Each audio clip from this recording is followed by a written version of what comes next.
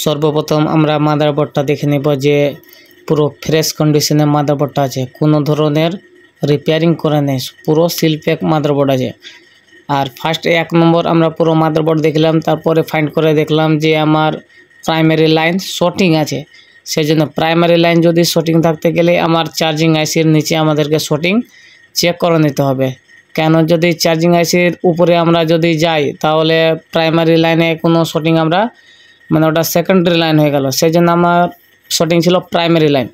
আমরা প্রাইমারি লাইনটা শুধু আমরা ড্রিলিংয়ের মাধ্যমে আমরা কাট করব শুধু প্রাইমারি লাইন। কেন যদি সেকেন্ডারি লাইন যদি আমরা যদি কাট করি বা পুরো শিল্ডিং যদি ওপেন করি, অ্যাকচুয়ালি যতটুকু আমার কাজে লাগবে অতটুকুই আমরা যদি কাট করি তাহলে আমার মাদারবোর্ড পুরো ফ্রেশ কন্ডিশনে থাকবে। সেই জন্যে যে কোনো জায়গায় যদি বাই চান্স আমাদেরকে যদি কাজ করতে হয় তা আগে ফাইন্ড করে নিতে হবে সুন্দরভাবে, যেন আমরা বেশি যদি আমরা কাটারের মাধ্যমে বা পুরো টিন যদি আমরা কাট করি তাহলে কি হবে, আমাদের পুরো মাদারবোর্ড মানে লং টাইম চলবে না। সেজন্যে আমরা যদি সূক্ষ্মভাবে যদি আমরা যদি কাজ করি যে কোনো কাস্টমারের এবং হ্যান্ডসেটটাও অনেক দিন চলবে লং টাইম এবং কাস্টমারেও অনেক খুশি থাকবে। সেই জন্য সবসময় চেষ্টা করতে হবে যেখানে থেকে প্রবলেম থাকুক না কেন ওইখান থেকেই আমাদেরকে সমস্যার সমাধান করতে হবে, তারপরে মাদারবোর্ডটা অনেক দিন বা লং টাইম আমার মাদারবোর্ডটা চলবে। সেই জন্য সবসময় চেষ্টা করতে হবে যেখান থেকে সমস্যা থাকুক না কেন ওইখানে ফাইন্ড করে আগে ফার্স্ট 1 নম্বর ফাইন্ড সুন্দরভাবে আগে ফাইন্ড করে নিতে হবে যে সমস্যাটা কোথা থেকে আছে বা কোন লাইন থেকে সমস্যাটা আছে। যদি সুন্দরভাবে যদি ফাইন্ড করা যায় তাহলে বেশি ছেড়খানি করতে হবে না বা মাদারবোর্ডটা অনেক লং টাইম চলবে। আর যদি পুরো আমরা পাওয়ার সেকশন সিপিইউ সেকশন পুরো শিল্ডিং কেটে দিলাম, কাটার পরে হিট দিয়ে দিলাম, হিট দেওয়ার পরে আমার হ্যান্ডসেটটা রান হলো না। সেই জন্য সবসময় চেষ্টা করে নিতে হবে যে শর্টিং যদি বাই চান্স যদি আমাদের থাকে কীভাবে যে আমরা শর্টিং বের করব। ফার্স্টে আমরা যে পেলাম প্রাইমারি লাইন শর্ট পেলাম, তারপরে আমার যে ব্যাটারি কানেক্টর থেকে যেখানে লাইন গেছে আমার চার্জিং আইসিতে আমি শুধু কি করলাম রোজনে দিয়ে দিলাম। স্মোক দেওয়ার পরে আমরা শুধু শর্ট কিলার টাচ করে আমরা দেখব, টাচ করে দেখার পরে যেখানে আমার শর্টিং থাকবে না কেন সেখানে আমার শুধু মেল্ট হয়ে যাবে। আর যেখানে মেল্ট হয়ে যাবে আমরা সহজে বুঝতে পারবো যে আমার এখান থেকে আমার বা এই লাইন থেকে আমার সমস্যা আছে। আমি দেখলাম যে চার্জিং আইসির কর্নারে হালকা করে মেল্ট হয়ে গেছে। সেই জন্যে আমার যে একটা প্রবলেম আছে শুধু চার্জিং আইসিরই প্রবলেম আছে, চার্জিং আইসি শর্টিং হয়ে গেছে। তারপরে আরেকবার স্মোক দিব, স্মোক দেওয়ার পরে আবার আমরা হিট দিয়ে দেখব শর্ট ক্লিয়ারের মাধ্যমে যে আমার যে কোন সাইডে যদি বাই চান্স যদি ক্যাপাসিটার যদি আমার হিটিং যদি হয় তো আমার ক্যাপাসিটার প্রবলেম আছে, যদি চার্জিং আইসি যদি হিটিং হয় তো আমার চার্জিং আইসি থেকে সমস্যা আছে।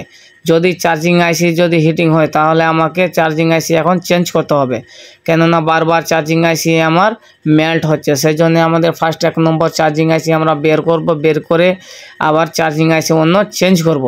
কিন্তু চার্জিং আইসি চেঞ্জ করার আগে আমরা বের করে আগে ফ্যানটা অন করব, অন করার পরে আমরা দেখব হ্যান্ডসেটটা আমার অন হচ্ছে কিনা। কিনা এটা চার্জিং আইসি আমরা বের করার পরে আমার হ্যান্ডসেটটা অন হবে।